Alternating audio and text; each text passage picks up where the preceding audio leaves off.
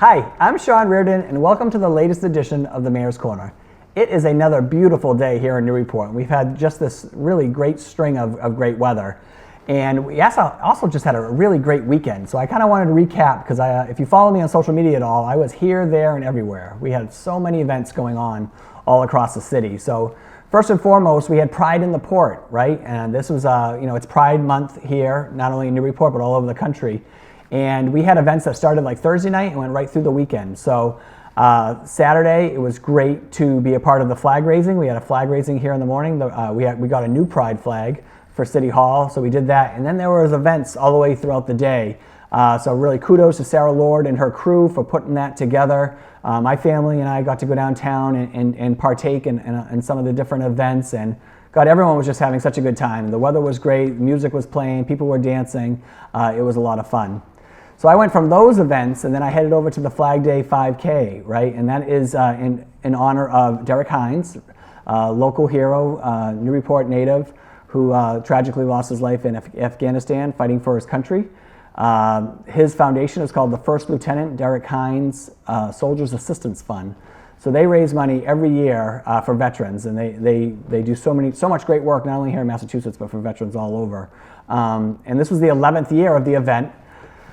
1,300 runners, over 1,300 runners from all across the country, but a lot from this area came down to Cashman Park, and it is just a phenomenal event. And this is the first time they've been able to do this in person since COVID, right? So I think everyone was just so happy to be there. It's such a great cause. And I got to go on stage and address the crowd, and I said to them, it's hard not to sit in this chair every day and not think of Derek Hines. We have pictures of him here in City Hall in our Veterans Hallway. Driving by their parents' house on Ferry Road or going over the Hines Bridge. I mean, I think Derek Hines is always, front of mind. He's a little bit younger than me, but the Hines family is such a big part of Newburyport, and it was so great to see his brother Trevor, who kind of is the leader of that organization right now, along with members of his family. But Trevor does such a great job putting this event together, making the foundation go. I remember Trevor when he had my dad from 4th grade, and it was so cool to see the man he's grown up to be and being part of this event. I really look forward to being a part of it going forward each and every year. I didn't get to run this year. My back was a little out of whack, so I'm making the commitment now. I'm going to get my body right and be able to run with everybody next year. But it was a really great night for it. What else was going on this weekend? I participated in the 20th annual Greater Newburyport Favorite Poem Project. So I was able to actually pick a poem from a Newburyport poet, George Lunt, who was born in Newburyport in 1803. He went on to become a big lawyer at the state and federal level, but he also was, had some literary talents, and one of them was poetry, and he wrote a poem called Requiem about a fallen soldier. So I read that poem and I dedicated it to Derek Hines. So it just seemed like a perfect weekend to do that, leading up to Flag Day here. And lastly, I got to attend 125th anniversary of Congregation Ahavas Ahim. And it was so great to go there and read the proclamation. And after that, they had all these speakers come up and talking about their family and their history with this congregation and all the great work they've done in Newburyport, but how they really built up over the years and all the different transitions that they've gone through. So I heard a lot of old Newburyport stories. And, again, my in-laws are part of that congregation, so I got to sit with them and enjoy all those great stories about Newburyport. So that was a lot of fun as well. So again, a lot of great events, and again, it was a perfect weekend to do it. Something that kind of hung over Newburyport like a cloud over the weekend was the terrible tragedy of Thursday night, right? We had this family of 5 from Lowell, just absolutely tragic. A mother and son got into the water. None of them were really strong swimmers or could swim at all. And the mother tragically lost her life right there, and then the search went on for the boy. It started out as a rescue mission, and then as the hours ticked by, it turned into a recovery mission. It was a multi-agency event. We had Boston police up here, we had state police up here, utilizing the great technology that they have. We had Amesbury, Salisbury, Newburyport. For Newburyport, we had our fire, police, Harbormaster involved in the search. And I got to tell you, a huge shout out to all of our public service first responders, because they put in hours after hours. Many of them working through the night for 2 straight days. Searching for the body of that young boy. And thankfully for the family, the body was found finally on Sunday. But just a terribly sad, obviously situation, but also, for their first responders trying to, find that boy, obviously very tough. Again, anyone who has kids particularly, it was hard not to, kind of make you a little sick to your stomach and just overcome with grief for that family. Again, who was just trying to enjoy, a night together out on the island, out on Deer Island fishing. So because of that, after this segment of the Mayor's Corner, we're actually going to head on down to the Harbormaster office. We're going to talk to our Harbormaster Paul Hogg and just talk a little bit about water safety, right? I mean, there's some unique characteristics of our river, the Merrimack River here, and also Plum Island. And so we're not going to talk too long, but I hope this is one of many talks that we do, just trying to inform the public a little bit better about the dangers around the water and what we can do to keep ourselves safe and the people that we're with safe. So stay tuned for that. We're going to head down to the water soon. Another thing I want to mention is Juneteenth is coming up, right? So Juneteenth is our newest federal holiday. It's getting observed. It's every year on June 19th. That's on a Sunday this year, so it's getting observed on June 20th. So City Hall will be closed. It's a federal holiday, so everyone will be off work that day. We're actually going to recognize our Juneteenth celebration Friday, June 17th, right? So just a couple days away. June 17th out here in front of City Hall at 12 p.m. So we're going to have a speaker, we're going to have music, we're going to have food. It's going to be a great day. We're going to raise the Juneteenth flag. So if you're around on Friday, head on down at 12 o'clock. We have a lot going on, so it should be a fun day. So we're really excited about that. Another thing I wanted to mention, again, we do have still have some pretty high COVID numbers, right, in the city. Now, luckily, because of all the things that we've been able to do, vaccinating, boosters, other mitigation strategies, we're not seeing the sickness like we did earlier, right? But the positivity rate is still up over 8%, which is still pretty high. We are doing another vaccine clinic, okay? That's going to be June 23rd at the Senior Center from, I think it's 2 to 4. At the Senior Center, but you can jump on the Health Department website on our City Hall webpage, right? And you'll get the link to sign up for that there. But it's ages 5 and up. We're going to do vaccines. We're going to do boosters. Boosters have shown very good results as far as keeping you from getting really sick with COVID. For those of you that are getting COVID, so the boosters really do help. Right now, we're about like at 46%, I believe, as a city for boosters. So I'd love to see that number get up higher. So if you have time, head on down to the Senior Center, sign up online, and get that booster shot, okay? We also released another press release this week about our boards and commissions. Now, we did this a few months ago. We had a tremendous response. I've been able to add so many great people onto our boards and commissions since I've taken office.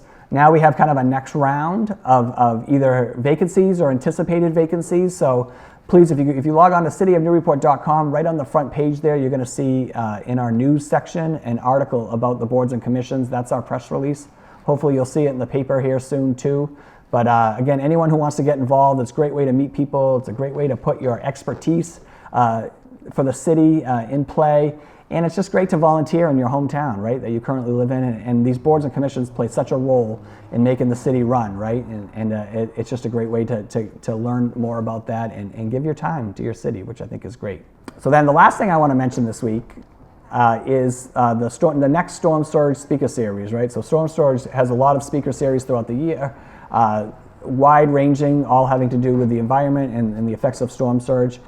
This one coming up is on Wednesday, June 22nd at the Senior Center at 7 p.m. And it's going to be our Sustainability, Energy, and Recycling Director, Molly Ettenborough, and Mike Strauss, the Chair of the Energy Advisory Committee. And they're going to be talking about, I'll give you the title, it's going to be the Newburyport Path to Net Zero by 2050. Okay, so this is going to be a great talk.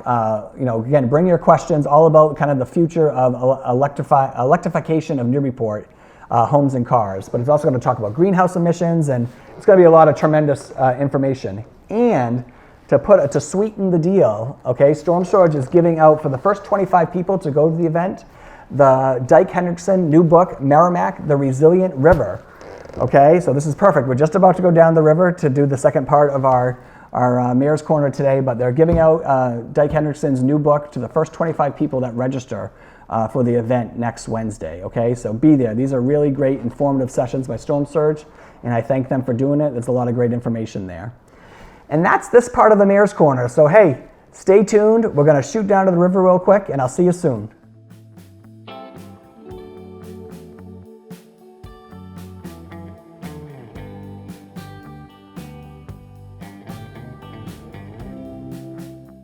Hi, Sean Reardon here, Mayor of Newburyport. Welcome to part 2 of the Mayor's Corner this week. I'm standing with our Harbormaster Paul Hogg, and we thought, especially after the events of this past weekend, that it'd just be good to, on a probably a regular basis, but just talk a little bit about kind of the unique qualities of the river and the ocean here at Newburyport. Talk a little bit about water safety and just what we can be doing as a community and as residents and as visitors to our great, great waterfront area here in Newburyport. But first, I'm going to introduce Paul. Paul's going to tell us a little bit about his department, and then we can kind of jump in with and talk about. Now, Paul and I both grew up here too, so I've known Paul a very, very long time. But we're also very familiar with the area, and I think we were brought up in a way where we were always aware about the water and some of the challenges that the Merrimack and the mouth here in Newburyport presents. So, Paul, take it away. Yeah, I actually grew up with my dad tuna fishing here. On boats similar to these. So I've been tuna fishing here since I was 5 years old. So this has been what I've been doing pretty much my whole life. Newburyport's a fishing community. As you can see over here, we got the fish pier, and that's where the guys come in, they weigh in their catch, so it's a very dangerous area. So it's something you got to always be paying attention for. The mouth of the Merrimack, as we get calls out there all the time because there's so much water going out at a high pace. It makes it very rough out there at certain times, so it can be bad. But as far as our department, it's a lot of people ask me, what we do, and I explain to them, they think I'm just kind of riding around in a boat, but there's a lot more to it than that, So we're in charge of Plum Island, the beaches down there, lifeguards when we have them, Cashman Park, which is the busiest launch in the Commonwealth, so people can come from all over to launch their boats. Transient docks, which are right down here. We get thousands of boats a year that come and take advantage of being able to dock here, go downtown, and enjoy the area, So it's unlike most other communities where they don't have the downtown, which is right there. Right. So it makes people that come here, as you can see the boat that's here now, they go all over and say Newburyport's one of their favorite ports. Newburyport's the birthplace of the Coast Guard. Yep. We're a Coast Guard city. Yep. With the Mayor's Department and the Harbor Commission, we did work very hard just to get, reevaluate and reiterate that again. So it was a good thing. There's going to be a big change of command coming up in the Coast Guard station. That's right. Yep. And I met the new senior chief over there. He's coming in July 1st. So okay. I'll help them out with the transition and stuff like that because a lot of their focus is offshore. Right. And they rely on harbor masters, myself, Salisbury, for the local waters because these guys come from all over. He's coming from Chatham. Right. Great group of guys, highly skilled, highly trained, so we work with them on a daily basis. Yeah, and great to work with too. They really like they really get involved in the communities that they're in. Right? Yeah, they love Newburyport. This is kind of a place that they all want to go, yep. Because it's a surf station, yep. which is where they have this 47 surf boats where they get out there and they're out there training in 18, 20-foot waves. Wow. So awesome. That's how the mouth can get. That's one thing I always try to teach people. The mouth of the river, you go out on a beautiful day like this, the tide change, we're coming off a strawberry moon, a big full moon, yep. strong tides. So even though it's not that windy, sometimes you get big tides which turn into, making it rough. So we get calls all the time, try to let people know about the conditions and just to always be careful and always pay attention to what's going on with the weather. Yeah. So let's talk a little bit about Plum Island first, because I think we have two unique features here, right? Because we do have the mouth and the ocean, the river. I think Plum Island itself, provides its own set of challenges, and then we've got the river, which has been notoriously, difficult with a, tough current, which we saw this past weekend, right. With a couple of people getting swept away tragically. But so Plum Island, growing up, I always remember the undertow could be a little bit challenging in Plum Island.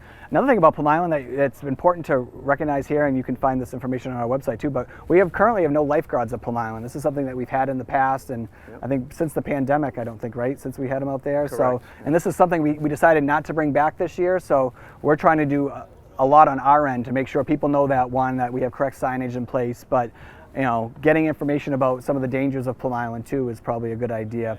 Plus the island is constantly changing, right? We've been dealing with Reservation Terrace, the beach has been disappearing there, so we're working on a lot of different mitigation efforts and information efforts to get that information out there so people know where are the best places to be, where to stay away from public property. We have some structures out there that we'd like to have people stay off of that's really protecting the houses there. But the water itself, though, what would you say about Plum Island and things people should be aware of? The most important thing is the river. You know, so we don't allow swimming in the river because of the strong currents. Yep. So we have that main sandbar right when you walk down from where we allow people to park, right where the bathrooms are. And you can walk out. People sometimes don't realize how quickly the tide comes in. So they'll walk out there to go fishing, and then all of a sudden the tide's coming in, and then sometimes they look back and there's no more sandbar and they get trapped. So most important thing I can say is just to remember, on the ocean side you can swim. You know, you have, like you said, the undertow, which you have to be careful of on the ocean side. The river are the strong currents. You know, so that main sandbar is our number one concern. You know, during the low tides, a lot of times I'll send the patrol boats out there just to keep an eye, make sure that people just kind of going up into their, you know, knee high, kind of, you know, people get to go there and cast the fishing lines and go up to their, you know, roughly we say they're just up to their knees. But there is no swimming because, you know, we don't want people getting swept away because the currents get so strong down there. Right. And I guess that would probably segue into the river. Like, you know, it is what it is. It's a dangerous mouth, so that current is always moving. And you saw with this, you know, this tragic story, it literally takes a split second. So I guess what would be some things you'd recommend, especially people who maybe not be, you know, that competent or familiar with the water or the area? Like, what would you recommend to them? As far as down at Plum Island? No, I would say not down the river now dealing with the current of the river. Number one thing I tell people, life jackets. Life jackets. Most important thing on a boat, even us, we go down to the dock or on the boat, life jackets. They have the Type 2 inflatable jackets now, which are lighter, which inflate when you go in the water, so they're comfortable. Most important thing, kids on the docks, life jackets. You know, life jackets save lives. You know, I don't care how good of a swimmer you are, you end up in this water in the current, and you know, it's very dangerous. You know, especially too if you fall down, bang your head or something like that. So any boat, you know, they have to have life jackets by law for each person that can fit everybody. Most important thing is wear them. Yep. You know, it's almost like wearing a seatbelt in a car. Absolutely. It's just so important because, like I said, there's a lot of stats that prove that they do save lives and things happen very quickly. Right. You know, there's a lot of traffic. There's over 1,500 boats just here in Newburyport, another 600 in Salisbury, plus the transient, you know, plus Cashman Park, plus the boats we have here, plus the boats coming down Salisbury Reservation, plus all the boats coming from upriver, Haverhill, Merrimack, Amesbury, you know, so it's a very, very busy area. Yeah. No, I totally get that. And again, that's like such an easy thing to do, right? Like you said, you compared it to putting your seatbelt on. I mean, just have have those life vests available. You know, again, we try to keep the waterfront as safe as we can. You know, this family was out on Deer Island, which, I mean, growing up, I mean, everyone fished on Deer Island, right? But it's just amazing. You turn your head for a second and then something like that can happen. So you really do have to be on high alert, especially when you're around the water. You know, again, this is also a really big recreation area, right? Not only for boats, but kayaks too. Correct. Is there any kind of information, or where could people go if this is something that they want to get into and want to get some more information on? So most of the thing, what I was going to recommend is we actually have a kayak safety classes that we offer. That's great. Ron Thurlow, he's on the Harbor Commission. He does an excellent job, has an excellent class. He's an avid kayaker. And we just teach people the places to go and not to go. You know, several times I've been out here with an outgoing tide rescuing people because they'll come along the boardwalk area and it'll say, you know, it's next thing you know, the tide's going out and they're in the dock. So at the end of the dock here, we actually have signs that say strong currents, and it kind of moves them out. If you look over there on the gas dock as well, we have the same signs that push them out, you know, away from the docks, because they'll be going along with the current. Next thing you know, they're under the docks, snap of a finger. We've had many rescues, but since we started doing the signs, teaching the classes, educating people at the launches and the ramps, it's definitely helped. Yeah, and I've heard even from experienced kayakers that it can be difficult out there, right? So if you're a novice and you're trying to get into it because it's a great activity, you know, take the classes, do your homework, stay safe out there. Otherwise, this guy's going to have to come get you, right? Yeah, pay attention to the weather. You know, the currents, how many people you have, you know. So if anyone's interested in the class, you can go to Newburyport Continuing Education. And as far as if people want to learn, as far as kayaking, reach out to myself or the office, because it's all about educating, boater education. You know, it's crazy enough to think that in Massachusetts, you do not need a license to drive a boat. Right. We have something in legislature now, you know, as Harbormasters, that's something we're working on, but anybody can go out and drive a boat, you know, which is kind of crazy in my opinion. You know, and it shouldn't just be a written test. I mean, there's a lot of, you know, anybody can drive a boat on freshwater. If you come out here with these tides, these currents, it's right. No, location matters. I mean, you could be on a completely different area and have a completely different experience trying to drive a boat than you do up here. So, while we're talking about kayaks, I did just want to mention we have these if found contact, because kayaks are not registered, so they have no documentation. Give you an example, we get a high tide in a kayak, we find a kayak adrift, we have to treat it as an unmanned kayak. So we start search and rescue, treating it as somebody's in the water. Okay. So it's very important to have these, because if they're on the kayak, we can contact the person and say, hey, are you okay? Did you lose your kayak? Right. Otherwise, we're assuming it's somebody in the water, which it's a search, and it's a lot of assets tied up, until we find closure on that. So myself, the Coast Guard, Environmental Police, Salisbury Harbormaster, that's how we have to treat that. So these are very, very important, so we have identification on the kayaks. Okay, no, that's great information. So hopefully this is like the first of many kind of water safety tips and information that we can get out to the public. Again, the tragic events of this past weekend are still, on everyone's minds. I just want another huge shout out to our local Newburyport police, fire, and especially Harbormaster here, who put in countless hours, searching for that young boy from Lowell. Again, it's just a really tragic situation, and it's a good time to pause, think about how we're doing things, and hopefully taking the steps so we can avoid these tragedies in the future. So thank you, Harbormaster Paul Hogg, for all your hard work, but thanks for talking with us today. Again, if you have any questions or information, don't ever hesitate to reach out to the Mayor's office or the Harbormaster office. We're here to help.